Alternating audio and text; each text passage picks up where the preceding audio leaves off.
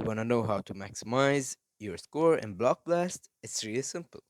You're gonna go into classic mode, and then when you're given the blocks, you're gonna search for the best place to place them.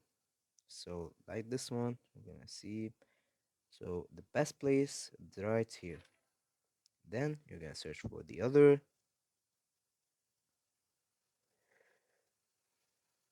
If you put it right here, you have one block, so it's not good. So, the best place will be here. The next, I think the best should be here because everywhere else it's either blocking or not making a pattern. But if you put it right here, you can see that on the left you have a pattern, and just like this, you have another pattern, and so on.